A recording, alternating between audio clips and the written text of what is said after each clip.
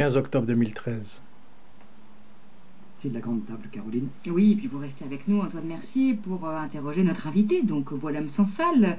Bonjour et bienvenue Bonjour, à la merci. grande table, monsieur. Je rappelle que vous êtes un romancier et essayiste algérien, auteur de 6 romans, Le Serment des barbares, Araga, Le village de l'Allemand, qui a reçu d'ailleurs de nombreux prix. On vous avait reçu ici même il y a 2 ans pour Rue Darwin, si vous vous en souvenez. Et vous publiez là, Gouverner au nom d'Allah, islamisation et soif de pouvoir dans le monde arabe. C'est un livre qui paraît aux éditions Gallimard. Pour vous interroger à nos côtés, peut-être même vous titiller, nous allons bien voir.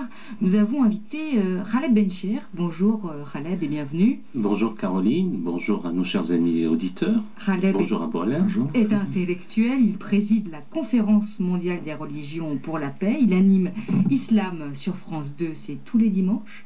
C'est tous les dimanches, matin, bien sûr.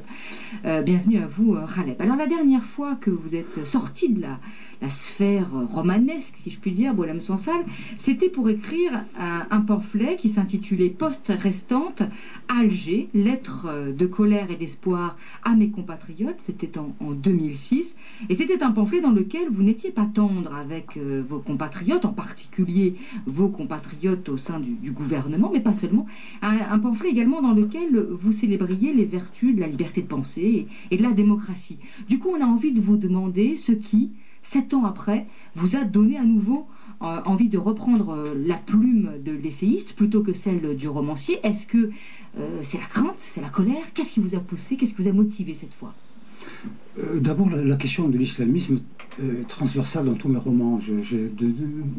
Dès mon premier roman, l'islamisme est au cœur de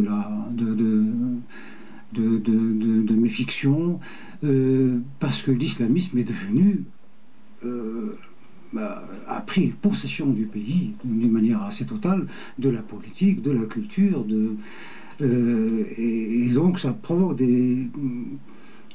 provoqué des déchirures colossales dans notre société. Je ne pouvais pas, en tant qu'intellectuel, en tant qu'écrivain, ne pas aborder ces questions. Mais à un moment donné, j'ai ressenti le besoin de ce qui était épars à travers mes différents romans, de les rassembler dans un essai, et puis peut-être de pousser ma réflexion, parce que moi je ne suis pas croyant, mes connaissances en islam sont très élémentaires, étaient très élémentaires, et donc voilà, j'ai fait un effort de situer l'islamisme dans l'histoire de l'islam, dans l'histoire du monde arabe. Bon, ça a donné ceci, donc on va discuter de cela. Est-ce que c'est sérieux ou pas? Est-ce que c'est voilà. Oui, parce qu'il s'agit d'une sorte de panorama synthétique de ce qu'est l'islam, oui, de ses rapports avec le pouvoir. Vous êtes très didactique aussi pour sortir des amalgames. Vous êtes très précis sur les mots. On reconnaît la plume de l'écrivain, malgré tout. Comme si vous souhaitiez rétablir une certaine vérité, qu'on ne se trompe pas. Comme si aussi, Boualem Sansal, les débats étaient mal posés. Et là, de ce côté, de votre côté de la Méditerranée, mais aussi d'une autre, puisque vous vous adressez aussi tous les côtés, aux Européens. On utilise des mots génériques dont on ne connaît pas réellement le contenu.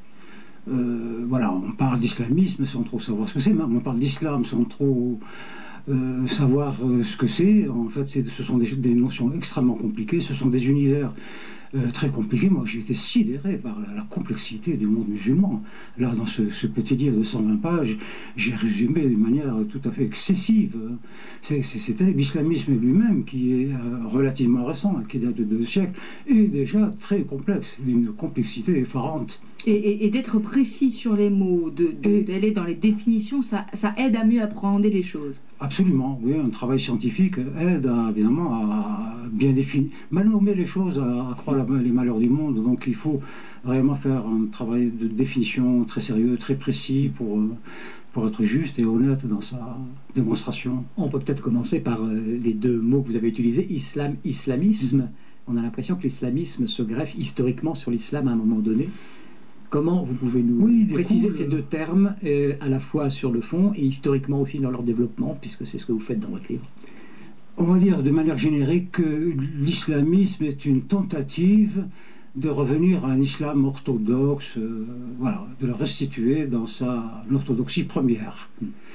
Donc ça vient forcément après l'islam, on est d'accord. Et les uns et les autres, les islamistes, préconisent des démarches différentes. Il y a ceux qui le font de manière, on va dire, intellectuelle, raisonnée. Ils raisonnent sur le Coran, sur les structures sociales, etc. Et proposent des cheminements, des chemins pour retourner à un islam pur, porteur, propre, etc. Et puis il y a ceux qui le font de manière, on va dire, fondamentaliste, de manière violente. Il faut sanctionner ceux qui se sont dérobés à l'islam, ceux qui ont pris des chemins de traverse, qui se sont rapprochés d'autres cultures, d'autres... voilà. Donc, il y aurait donc deux islamismes. Un islamisme intellectuel qui retrouve peu à peu le message initial, et ceux qui veulent y aller par la force. Vous dites un islamisme modéré, un islamisme radical. Radical, voilà. Khalem Bedjer. D'emblée, sur ce mot, je ne suis pas sûr qu'il faille parler d'un islamisme modéré.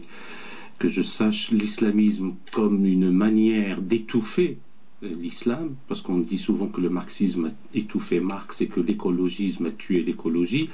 Mutatis mutandis, on est dans une situation où l'islamisme a vraiment encerclé l'islam.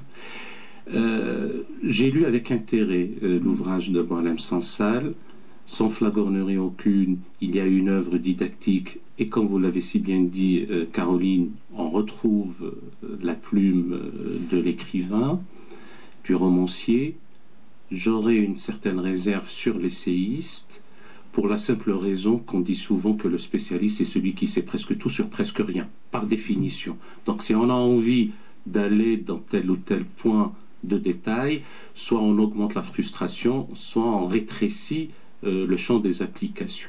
Ce qui me paraît fondamental, à titre personnel, c'est que gouverner au nom de Dieu, je ne dis pas au nom d'Allah, parce que Allah n'est que l'appellation arabe de la divinité. Si on parle français, on dit Dieu. Si on consacre Allah comme étant le Dieu des musulmans, God serait le Dieu des anglicans. Ou Deus, le Dieu de je ne sais trop quelle entité vaticanesque. Donc si on parle français, encore une fois, nous devons parler exclusivement de Dieu. Je ne vois pas pourquoi on ne traduit pas le nom de la divinité, qui n'est que la contraction entre l'article L et le mot Ilah, qui est Dieu avec petit d, si j'ose dire, espèce Dieu. Donc, gouverner en nom de Dieu est une escroquerie de nos jours, une escroquerie morale, intellectuelle et politique. On ne peut pas s'autoproclamer procurateur de Dieu sur terre, imposer ses points de vue et être seul dépositaire de cette vision de l'imposer. Donc, de ce point de vue-là, déconstruire l'idéologie, l'architectonique sur laquelle repose l'idéologie ou la doctrine des islamistes est une œuvre utile et salutaire. Mes réserves sont notamment sur le choix de tel ou tel passage coranique. Non qu'il faille négliger ce procédé, mais malheureusement il n'est pas opérant de nos jours. On ne peut pas extraire hors contexte tel passage, alors que les versets sont en tension linguistique avec ce qui les précède, avec ce qui les suit, savoir les rapporter à leur contexte, et étudier en parallèle ce qu'on appelle les circonstances de la révélation. Oui, mais c'est parce qu'il ne fait pas œuvre de théologien non plus. J'entends bien. Mais ça augmente, j'allais dire, à la confusion, parce que si on choisit, si on brandit pour étayer ces arguments, tel ou tel passage merveilleux, formidable, militant dans le sens de la liberté, etc., et auquel nous nous souscrivons avec bonheur et avec joie, il y aura le petit extrémiste du coin qui va nous sortir hors contexte un autre passage qui ne va pas dans le sens que nous souhaitons, et puis nous allons nous battre à coups de versets. Et comme il n'y a pas une instance suprême qui vient trancher, donc c'est le procédé qui n'est pas à utiliser, c'est de dire qu'il y a des questions qui sont religieuses, que la démocratie n'a pas à être ni étayée ni pourfondue par le texte révélé coranique. Voilà, sur cette question des choix de texte coranique. Il a raison. Ceci dit, les islamistes font usage de ces versets qui choisissent à bon escient d'ailleurs, et donc c'est sur ces versets-là qui sont transformés et érigés en slogans, deviennent des slogans politiques. J'allais dire raison de plus pour ne pas aller sur leur terrain et de ne pas utiliser une méthode, d'être en rupture totale avec le procédé en tant que tel qui n'est pas opérant. C'est dire que si nous devons parler de liberté, si nous devons parler de dignité humaine, si nous devons parler de liberté de conscience, etc., je n'ai pas besoin au XXIe siècle, après en avoir mangé une décennie, de me référer aux textes révélés. Al-Farabi, mort en 950, dans sa conquête du bonheur et sa quête du salut, bien écrite dans La Cité vertueuse, une sorte de république, ne le faisait pas. Alors je ne vois pas pourquoi au XXIe siècle, je le ferai.